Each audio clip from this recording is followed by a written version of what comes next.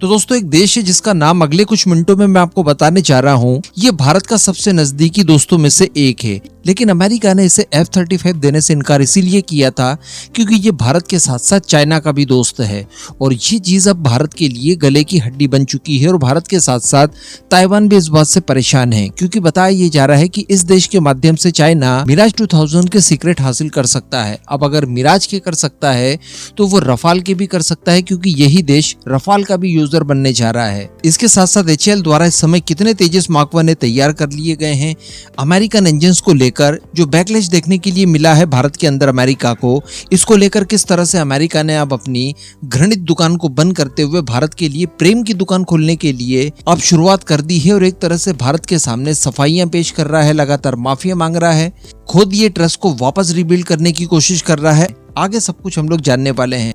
आप बस वीडियो को लाइक करके अपने खुद के इस चैनल को सब्सक्राइब जरूर कर लीजिएगा। तो दोस्तों, जैसा कि मैंने आपको कुछ समय पहले बताया था कि DRDO द्वारा तैयार किए गए स्वदेशी AIP सिस्टम के ऊपर बहुत बड़ी प्रगति देखने के लिए मिली है और बहुत ही जल्द इसका इंटीग्रेशन कलवरी क्लास के सबमरीन के अंदर शुरू कर दिया जाएगा। इसको लेकर फैसिलिटी भी तैयार कर दी गई है जिसका इनॉग्रेशन भी कर दिया गया है। अब ये जो AIP सिस्टम तैयार किया गया है, इसकी क्षमता अगर हम लोग देखें तो ये 13.5 किलोवाट की इलेक्ट्रिसिटी को जनरेट कर सकता है, जो कि कलवरी क्लास के सबमरीन्स के लिए ऑलमोस्ट बराबर होगी क्योंकि कलवरी क्लास के सबमरीन को लगभग 15.5 किलोवाट की एनर्जी की रिक्वायरमेंट होती है, तो ये ऑलमोस्ट उसे फुलफिल कर सकेगी। इसके अलावा प्रोजेक्ट 75I जो है उसके लिए तो हम लोग फॉरेन पार्टनर के ऊपर निर्भर है ही, जो बहुत ही जल्द जर्मन या फिर स्पेनिश सबमरीन को लेकर हमारी डील पूरी हो जाएगी। लेकिन बारी आ जाती है प्रोजेक्ट 76 की, जिसके तहत भी 6 सबमरीन्स बनाई जानी है जो कि साइज वगैरह में और कैपेबिलिटीज में काफी बड़ी होने जा रही है। और इस प्रोजेक्ट को हम लोग खुद के बूते तैयार करने की कोशिश कर रहे हैं और इसके ऊपर काफी ज्यादा काम शुरू कर दिया गया है।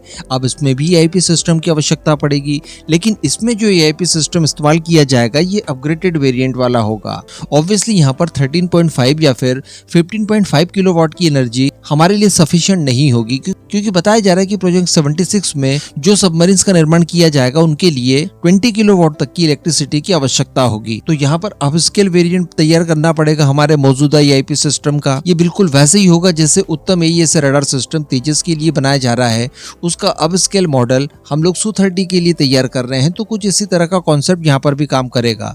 तो उसके लिए बताया जा रहा है कि DRDO द्वारा काम शुरू कर दिया गया है। क्योंकि एक और बात मैं आपको बता दूं कि जो मौजूदा कलवरी क्लास की सबमरीन है ये 3000 टन की है और प्रोजेक्ट 76 में जो तैयार की जाएगी उसमें 1000 टन अतिरिक्त भार होगा। तो डेफिनेटली वो सबमरीन ज्यादा पावरफुल होने जा रही है। इस वजह से अब स्केल वेरिएंट की आवश्यकता होगी, जो कि कोई बहुत बड़ी बात नहीं होगी। DRDO बहुत आसानी से इसे पूरा कर लेगा।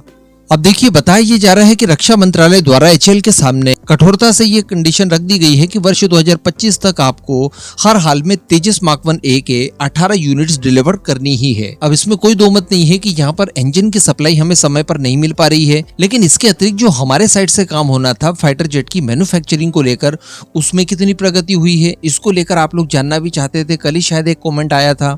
तो देखिए, अगर हमारे पास पर्याप्त इंजन होते, अमेरिका सही समय पर इन्हें डिलीवर कर देता, तो अभी जो 15 अगस्त को हम लोग एक सांकेतिक तौर पर डिलीवरी शुरू करने जा रहे हैं जिसमें एक तेजस मार्क 1A हम लोग वायुसेना को डिलीवर करेंगे, तो इसकी जगह पर 2 तेजस मार्क 1A डिलीवर किए जा सकते थे। क्योंकि बताया ये जा रहा है कि HAL द्वारा 2 तेजस मार्क 1A पूरी तरह से तैयार कर लिए गए हैं। इसके अलावा बताया जा रहा है कि 4 और तेजस मार्क 1A जो कि निर्माणाधीन है इस समय, उनमें भी बहुत ही थोड़ा सा काम बाकी है कि वो भी ऑलमोस्ट बनकर पूरी तरह से तैयार हो जाएंगे। तो कहने का मतलब इस समय HAL के पास 6 तेजस मार्क 1A पूरी तरह से बनकर तैयार खड़े हैं। केवल और केवल इंजन्स की आवश्यकता है, उनका इंटीग्रेशन करके आप इन्हें उड़ाना शुरू कर दीजिए। इसके अलावा हम लोग जानते हैं कि 2025 में ये लोग 16 से लेकर 24 तेजस और मैन्युफैक्चर कर सकते हैं। बस केवल अमेरिका द्वारा अब समय पर इंजन देने की जरूरत है। बाकी HAL के द्वारा काम आप खुद ही देख पा रहे हैं कि काफी प्रॉपर तरीके से किया जा रहा है।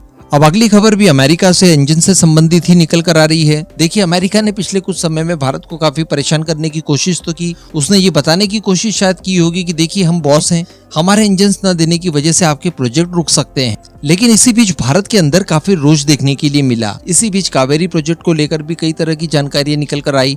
भारत द्वारा इसके ऑप्शन भी तलाशने शुरू कर दिए गए और ये सारी चीजें अमेरिका के लिए सही संकेत तो नहीं थी। इसके अलावा कई और मामलों को लेकर भारत अमेरिका से नाराज था।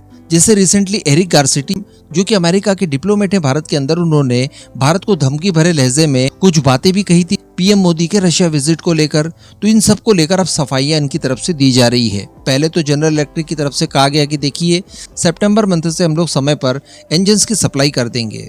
इसके अलावा एरिक गारसिटी की तरफ से अब रिसेंटली ये कहा गया है कि भारत अमेरिका के संबंध में विश्वास बढ़े, इसके लिए भारत को स्पेशल ट्रीटमेंट अमेरिका की तरफ से दिया जा रहा है और इसी भरोसे को और ज्यादा बढ़ाने के लिए सबसे उत्कृष्ट जेट इंजन की टेक्नोलॉजी हम लोग भारत को सौंपने जा रहे हैं। इसके आगे गारसिटी की तरफ से यहाँ तक कहा गया कि इस तरह की टेक्नोलॉजी ट्रांसफर आज तक हम लोगों ने हमारे किसी भी नजदीकी सहयोगी को नहीं की है, ये केवल और केवल भारत के साथ ही हम लोगों ने की है। इसके अतिरिक्त उन्होंने कहा कि recently prime minister Modi America के स्टेट विजिट पर आए थे, उस दौरान भी भारत अमेरिका के बीच में कई सारी परियोजनाओं को शुरू किया गया, जिसमें 173 परियोजनाओं के नाम उन्होंने बताए। तो उनका यही कहना है कि अगर किसी समूह के साथ 5 या 10 परियोजनाओं पर भी आपस में मिलकर काम किया जाता है तो वो समूह बड़ा माना जाता है, शक्तिशाली माना जाता है। तो भारत अमेरिका के बीच में तो 173 तरह की परियोजनाएं एक साथ तैयार की गई है, उनके ऊपर काम किया जा रहा है। तो वो ये बताना चाहते हैं कि भारत अमेरिका के संबंध कितने घनिष्ठ हैं और विश्वास दोनों को एक दूसरे के ऊपर कितना ज्यादा है। क्योंकि ये विश्वास की बात इसलिए आ रही है क्योंकि दुनिया भर में इस तरह की चर्चाएं होने लगी है कि भारत अमेरिका के लिए, अमेरिका भारत के लिए जरूरी तो बहुत है, साथ मिलकर काम भी कर रहे हैं, लेकिन दोनों देशों में एक दूसरे के प्रति विश्वास की कमी साफ साफ देखने के लिए मिल रही है।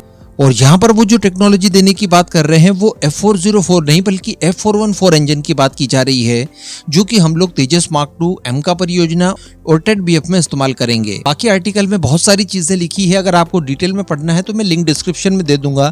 बाकी महत्वपूर्ण चीजें मैंने आपको बता दी। अब इसके बाद सीधे खबर निकल कर आ रही है UAE की तरफ से। जी हाँ, UAE वो जो कि भारत, अमेरिका और चाइना तीनों का ही बहुत नजदीकी दोस्त है। और इस समय अगर बात की जाए भारत की और ताइवान की, तो ये लोग मिराज 2000 फाइटर जेट के ऊपर काफी ज्यादा भरोसा करते हैं। भारत की तो इस समय मजबूरी भी है क्योंकि भारत के पास रिलायबल फाइटर जेट्स की काफी कमी है। और कुछ ही महीनों पहले मैंने आपको वीडियो बनाकर बताया था कि ताइवान द्वारा फ्रांस की मदद मांगी गई है अपने पुराने मिराज फाइटर जेट को अपग्रेड करवाने के लिए, क्योंकि वो लोग केवल F-16 के सहारे नहीं रहना चाहते।